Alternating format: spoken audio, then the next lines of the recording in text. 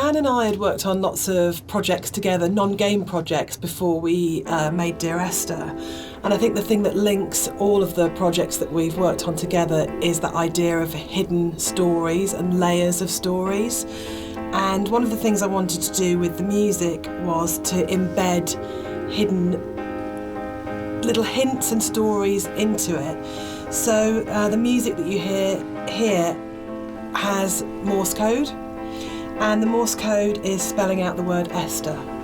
And I really, really liked this concept of that some people would understand that it was Morse code and try and figure out what it was saying. It also provided a really interesting rhythmical dynamic. And yeah, it's just about these ideas of hidden stories and layers, but it also starts to emphasise the obsessional nature, I think, of the story in Dear Esther, and his agitation and actually slight panic. So you're getting this rhythm that just repeats and repeats and repeats obsessively. So I think even if you don't understand that it's saying Esther, and even if you don't understand that it's Morse code, you're still getting this feeling of this obsessional repetition and slight panic that he has. And again, it's kind of it's the new chapter, and it's spelling out that something has changed at this point.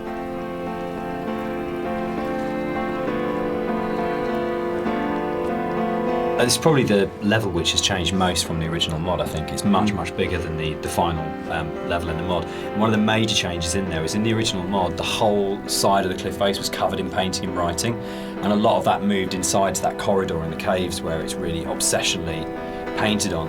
And it was really, we spent so long on that because we were trying to get it looking right, because it's one of those really interesting examples where I loved the image and the idea that you've got this guy painting the entire side of a mountain with words and symbols and things.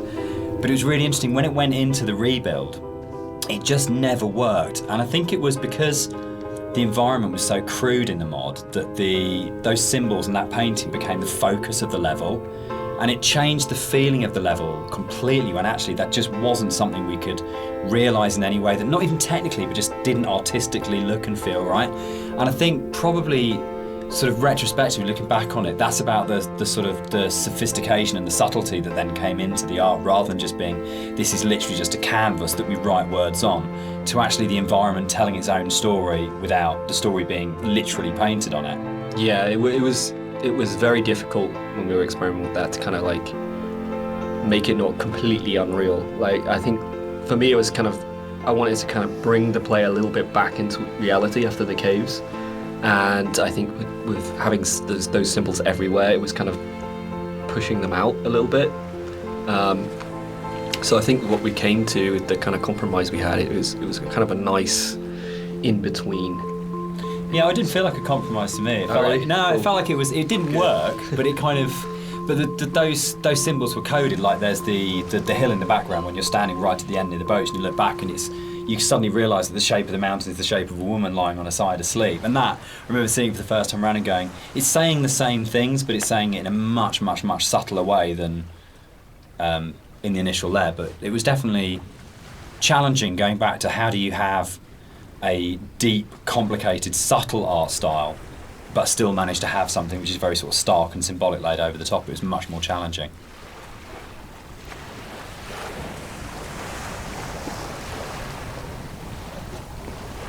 I think one of the most fascinating things for me about planning this director's commentary has been that in previous years, when all the three of us have talked about Dear Esther, we've talked about the interpretation of the player.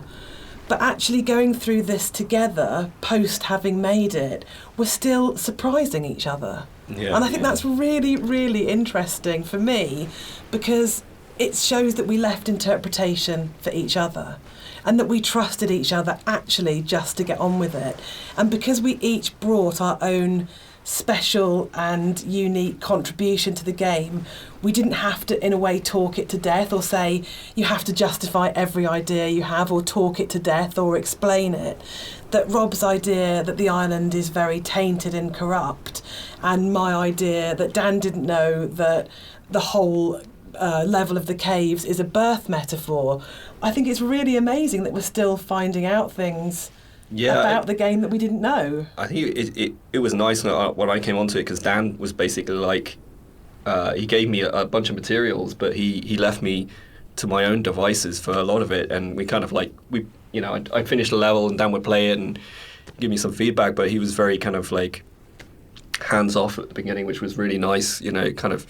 So a lot of my interpretations just came through that downtime where I was just kind of like going off and doing my own thing, and so yeah, it's like interesting to hear Dan talk about it sometimes, because like, there's some backstory that I've never even considered before, and obviously hearing Jess talk about it as well is really interesting, especially when it comes to the soundtrack.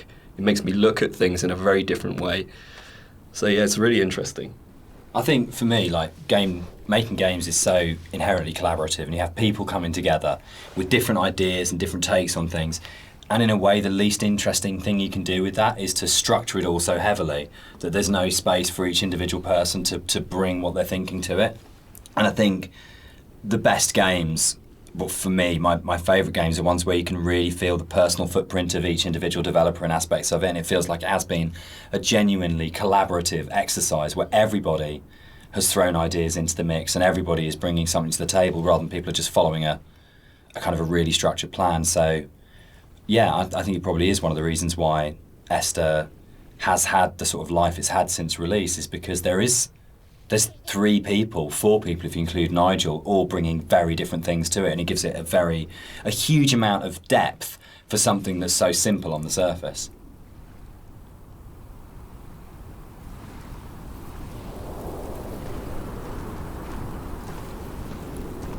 One of the really nice things about the move from mod to the commercial version is that we had a couple of years worth of the community talking about the game before we went back into it again. And one of the things that I read on a forum was that someone had constructed this amazing version of the story where they'd decided that the narrator was Paul. And I hadn't thought of that. It was never part of the original writing. And I thought, that's so amazing that as a writer, your audience can find something in what you're doing that you hadn't thought of. So it was really important when we went back in to record the additional set of voiceovers. I thought, I absolutely want to do this. I want to take this idea that's come out of the fans and to run with this and to add an entire new sort of stream of story in there. So we added in a couple of cues within the force level that intimated much more strongly that actually Paul wasn't this other character who caused the accident, but actually you were responsible for everything. But again, it was then trying to find that balance of not overcooking it, so you weren't led to that idea, but just if you happen to have the combination of just a couple of narrative units, then you would possibly come to that interpretation. But it was really amazing to be able to say, it felt like giving something back to the fans that had enabled us to make the remake in the first place. And it's always a lovely moment as a developer to be able to recognise your fan community and kind of say, thanks, this one's yours, this one's here for you.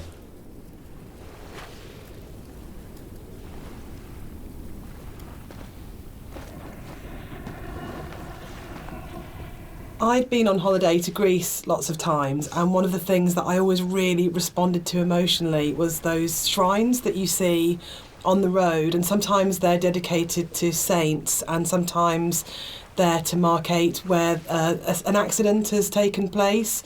So you'll get photos of the deceased person and flowers and candles, and they'd always really touched me. And so I said to Rob, I think it would be amazing to get these into the game somehow. And then Rob took that idea and ran with it, and I think they're so successful and they're so beautiful and they're really moving. And I think it's because you had this elemental scale, you have the island and it's huge and you have that scale, and all of a sudden you come around this corner and it's absolutely brought back to the human scale again and to that relationship of the individual. And I think the other thing that it does really successfully is it's a kind of magic realism, because there's no way that you could have all those amounts of candles lighting your way. Who's lit them? The island is empty. Who's put those shrines there? But I just think it's a really lovely bit of environmental storytelling, actually.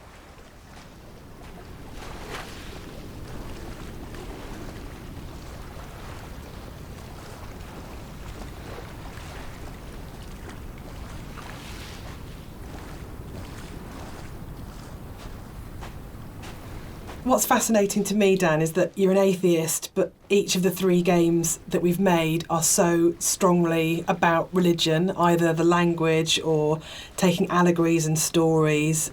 Why are you so drawn to it? I think I'm really interested in people and the stories that make up people. And I think there is like in the Bible, like most kind of religious texts, it's not about what it is, it's about what is behind what it is, and that's what you're really getting to, is the idea of the sort of the parable or the metaphor. And it really felt like, particularly with Paul on the road to Damascus, is a story that many people know and we can understand, and it's about redemption and consequence and guilt and transformation and who you really are and what that means. And it felt like just a really strong, powerful way of making it very accessible, the narrator's kind of inner turmoil, in a kind of a story that we know really well. And there's a universality to those kind of questions that, whether it's, Christianity, whether it's Islam, whether it's kind of Buddhism, that they're asking very broadly similar questions. What does it mean to be human? What does it mean to be a good person? How should we behave to each other? How should we feel about the world we're in? And it's a really powerful way of speaking to a lot of people. And I think that's always been really important as well, is that it's about saying, no matter who you are or what your kind of like outlook on life is, whether that's faith-based or secular, that we are all effectively asking the same questions. And that's why I think all our games kind of tend to be around those questions.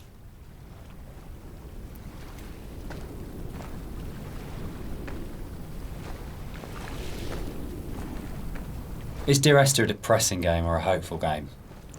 For me, it's kind of like a mix of both, really. I think, like, my interpretation is kind of like, always feel like kind of depressed when I think about the kind of turmoil that this guy's been going through for God knows how long, and the kind of environment he's been in, and all these events surrounding his story. But for me, I always feel like a little bit hopeful at the end. The conclusion just feels like a relief. Like this is kind of all ended in some way. What do you think, Jess? I think it's a game about acceptance, and I really like that. And I think it's telling that a lot of people with mental health issues have responded really positively to the game, and then we get a lot of emails and letters from those people saying that it's helped them through a really difficult time. And for me, that's because it's about the struggle of being human, that it's hard and that we love and that we grieve and we lose, but we come through it. And those things are what makes us human, that it's transformative and that the pain is part of life. And that's a really beautiful message. And I think that's what you do so well, Dan. That's what you write about. You write about what it is to be human. So, Dan, you wrote it. Without wanting to cop out, one of the things about writing it that I really wanted to do was to make something that people could take and could own, and it would be their take on it. And their interpretation of it mattered in a way that mine didn't. My job was to give them the architecture to interpret in their way. So I think that is a cop-out. I do. I think as a writer you always have. Yeah, I think it's redemptive. But I don't think the redemption is as cut and dried as it's all okay at the end. It's not okay at the end. But there is a release, there's an escape, that bad times will happen, but they will end. And they won't always end positively, but they will end. And that's I think, the redemption of it, of saying that things are never easy. This too shall pass. This too shall pass, which my mum always says, and I think that's probably the motto of the Chinese room, yeah, actually, absolutely. Isn't it? Like, I don't think it's as kind of openly positive as, say, Rapture had a much more strongly positive end. I don't think Esther has. I think it's much greyer than that. But I think fundamentally it's about coming to terms.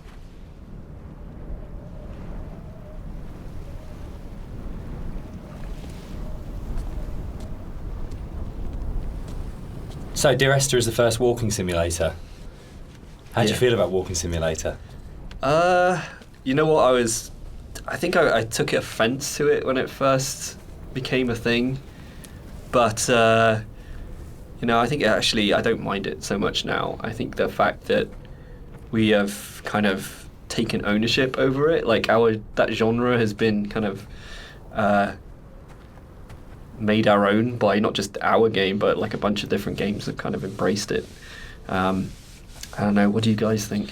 I'm still really confused about the need to categorise in games, probably more than any other creative industry. And I think it shows that games have a long way to come in terms of how we describe an experience. So I do agree with Rob that it's really positive that we reclaimed Walking Simulator, but I still find it reductive, possibly, as a term. What about you, Dan? I think for me, it's people want to know what they're buying and what they're getting into, and I think it's so people understand what a walking simulator is now in a way that if it was like first-person adventure or slow-moving, not very interactive, story-driven games, they're all sort of really very fluffy. But I think if you buy a game and someone says it's a walking simulator now, you've got a pretty good idea what you're getting. And there's been, there's Gone Home, Firewatch, Stanley Parable. There's so many other really good titles that kind of fall within that group of games out there now that it does have an identity, and I think that's the really good thing about it. I mean, when Esther came out, there was literally nothing. We had no idea how we described it or what we called it. We actually struggled with that quite a lot when it came to and sort of ended up being sort of like a ghost story because it felt like it was the closest thing we could get. But it feels like now you can make a game like this and you can say it's a walking simulator, and people will know what it is straight away. Yeah, I think that's the nice thing is there's a whole group of games out there now that quite comfortably put themselves into that category. And so it's like if we were to come out before and just said it's a walking simulator, people would have been like, well, that sounds terribly boring. That doesn't. Why the hell would I play that? But now people kind of are a little bit. Seek them out. Yeah, now people are kind of familiar with what that means. The people out there who actually seek this sort of stuff out, and it's kind of really cool. I mean, me myself, I would actually do that, use that as a term to search. But yeah, I mean, it's a very simplified term for what our game is, and there's obviously a lot more to it than walking. But I think when you look at other genres, they're also kind of very simplified. First-person shooter, role-playing game. It's to me it doesn't seem as bad as any of those other things.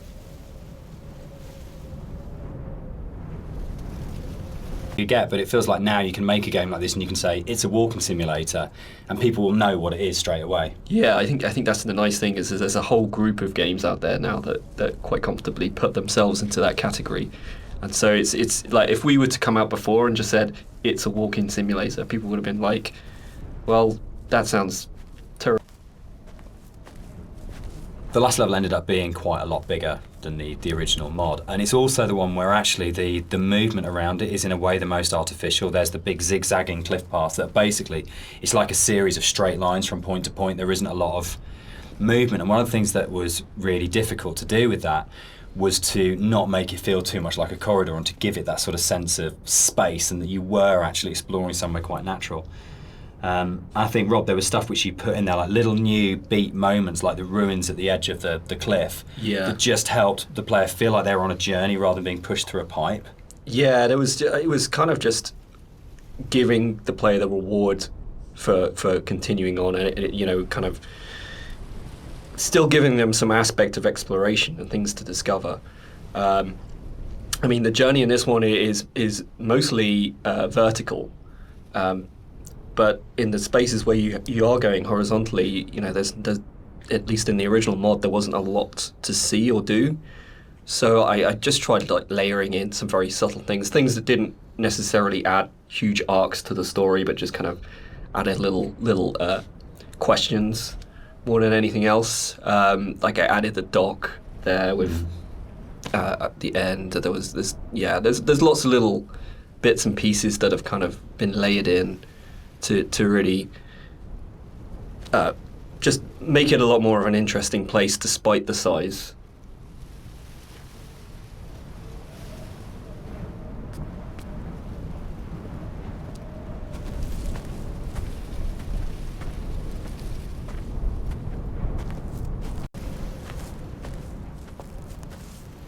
There's a bit of an illusion of simplicity with games like Dear Esther that people kind of assume because there's not a lot of mechanics and there's not much going on in that sense that they're easy to make.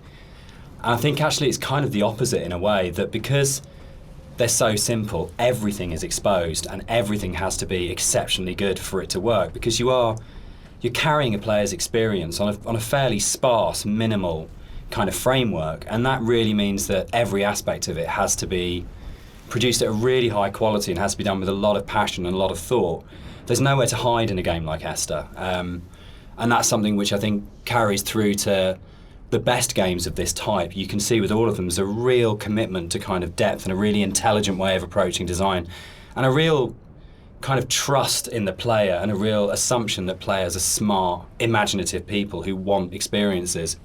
It's not a game that it's easy to just knock off or to do with any kind of lazy attitude. You have to be really, really passionate and care a great deal and put an awful lot of thought into it if it's going to work.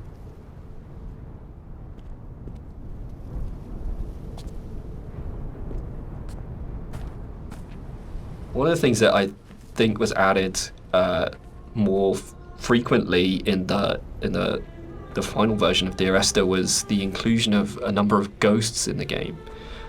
These are not like ghosts that you'd see in a normal horror game. They're just very loose silhouettes that you'll see around the island, usually like quite a distance off, or just kind of somewhere that you'd barely see it out the corner of your eye. I think this is a good example of where it's kind of really in your face.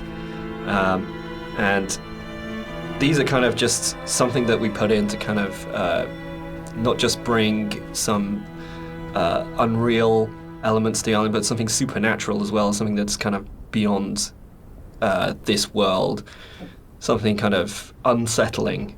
And yeah, we've a lot of effort's been put in to make these things very subtle. I didn't really want them to be like, I didn't want it to be a ghost story, so to speak, but I just kind of wanted to bring some of this supernatural element into the game, and this area is probably one of the most prominent because you can see it just before you go down into the gully here, and I think it's really one of my favorite scenes just because of it being so spooky, so unreal, and so interesting.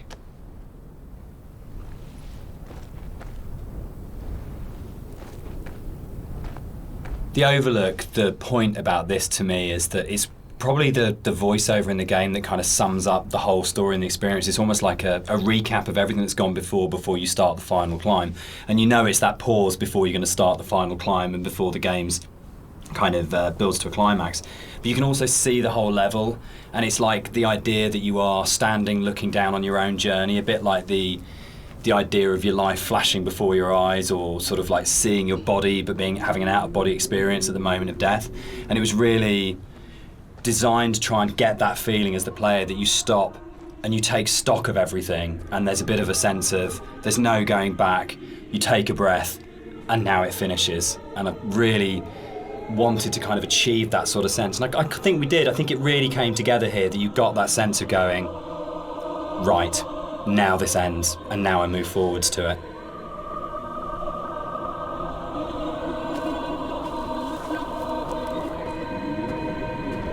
So here it kind of, the environment becomes a little bit more surreal again. We kind of play with the colors a little bit, bring up the saturation. It's kind of a little bit of a return to some of the more cave-like aesthetics in terms of colors and stuff like that. And it's kind of there to kind of signpost another significant moment in the game, or something that's leading up to the significant moment. It goes back to this kind of idea of having these emotional signposts in the visuals of the game, without it being overly obvious. And some of that emotional stuff comes through just through the colors of the environment, and the more saturated they are, the more kind of surreal things become. So this is kind of like a turning point in the game. It's kind of like the final notice of you reaching the end.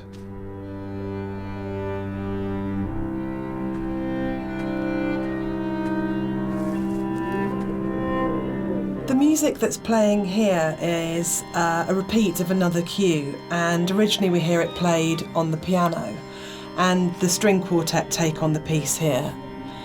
And it's one of those really nice instances where we were in the studio and I had this idea of how it was going to sound, and I thought it was going to be quite full and rich and, full-bodied. And then one of the string players said to me, "This is wrong, actually, for what we're playing. and they said, let's strip out all the vibrato, let's play it in a really Scottish, plain style. And it absolutely transformed that piece, and it's one of the really special things about being a composer, is that you get to collaborate with people who come fresh to it. So you have this preconceived idea of how it should be, and then they say, no, why don't we turn it around and think about it like this?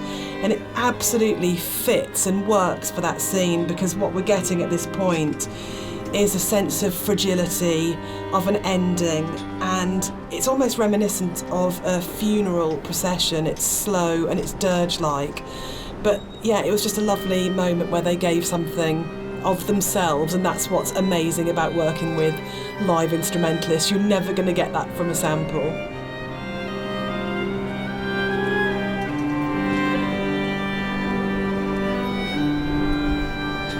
It was possible that this last section of the game could have felt quite laborious and forced because it's two long zigzagging paths that just go up, and there was a real importance to getting it right. Quite a lot of work went into it. I think at this point for me, you probably as a player understand that the narrator's going to die at the end and that this is it. And that unlike where the rest of the island, there's this sense that this could just keep going on forever and ever and ever, and you're going to keep the motif of come back.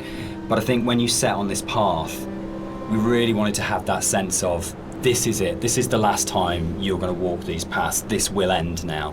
And that sort of idea of going, you're kind of climbing towards your death, but you're also moving towards a point where that glimpse in the caves where you see the motorway and you go, I understand what this is about. For me, the whole path up the side of the mountain is about saying, it's okay. It's that kind of starting to kind of release it and go, it's kind of okay that Esther died. It's kind of okay that the accident happened. I know that I'm going to die. I know that this is going to end. And I know that there's nowhere for me to go apart from follow this path, but that's all right.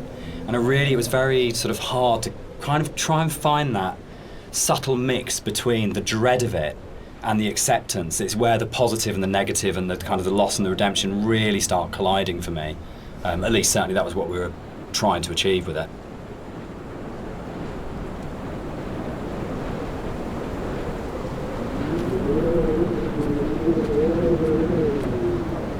With the climb being quite a poignant moment of the game overall and of the story, it was quite a difficult task to try and make that climb still interesting and not too laborious, because it's kind of this zigzag up there with nothing really. There's no real environment. You just kind of have the sea on one side and the cliff face on the other. So there was quite a lot of work that went into kind of building up this feeling of tension as you're rising and kind of making this moment as poignant as possible while still making it interesting. So a lot of effort was put into building up this weather, building up the winds and the swaying of the grass and kind of the volume of the soundscapes and everything mixing together with the music, and just kind of visually really trying to make this a tense moment. And I think it's hopefully been pulled off all right. And you'll notice when you get to the top, this kind of tension dies, and that's very purposeful. You'll see no more wind. It's just kind of like a symbolic thing where you're coming to the last moment, the point of no return. And that's been very deliberately designed that way.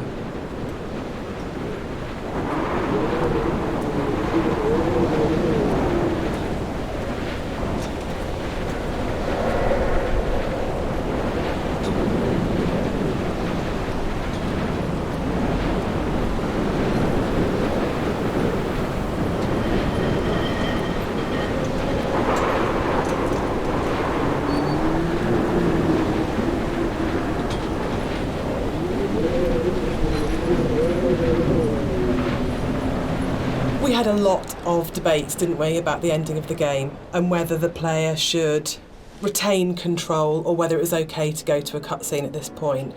I personally don't mind it. I actually actively like it because I think it works really well as a metaphor for loss of control at that point. Dan, I know you're not as keen. Yeah, I'm not. I would have loved the player not to have had control taken away from them, but to me it was a balance between two evils. The evil of having a cutscene and the evil of the player accidentally falling off the ladder halfway up and destroying the ending. Yeah, I agree. Like I think we tried a few different things, and the tech at the time just wasn't, the ladder tech at the time just wasn't there. So, and the other thing for me was pacing. It was making sure all the music, the voiceovers, the timings and everything were perfect for that final jump off point. And just letting the players kind of noodle around going up a ladder for what may have been like 7 minutes, because it's a tall tower, was kind of an impossible task.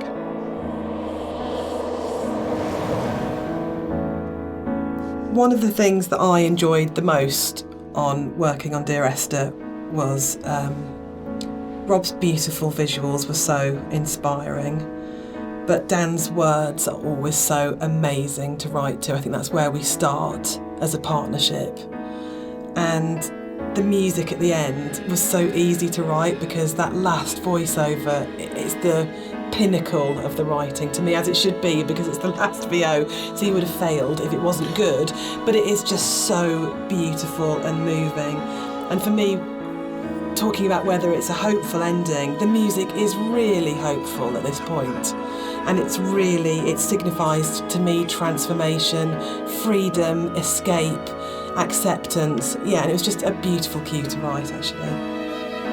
I don't know, I can't remember quite where it came from in the mod, but the moment when we went, or we could put the bird in there, and you could see the bird's shadow, and actually it turned from being kind of like a straightforward literal suicide into a metaphorical, or to my mind, kind of like, I always really believed the narrator did turn into a bird just before they hit the ground, and that was really important. I think it's probably the strongest ending in any of our games so far.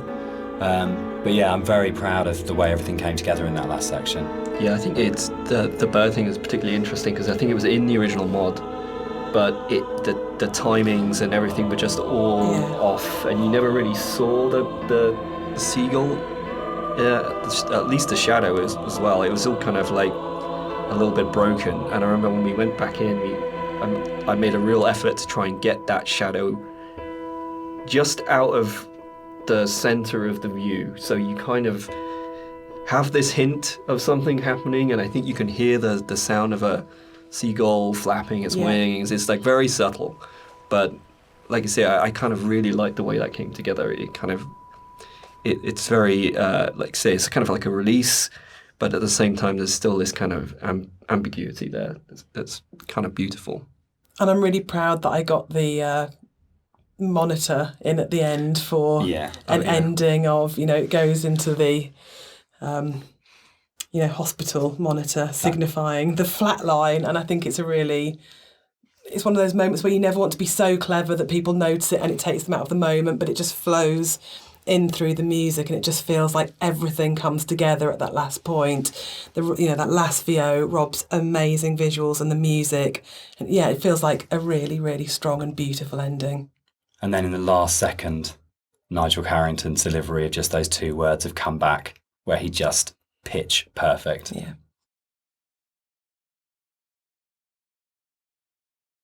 So that's the end of the director's commentary. We'd just like to say a big thank you to everyone for listening. We hope you've uncovered some secrets and some facts that you didn't know about the game before.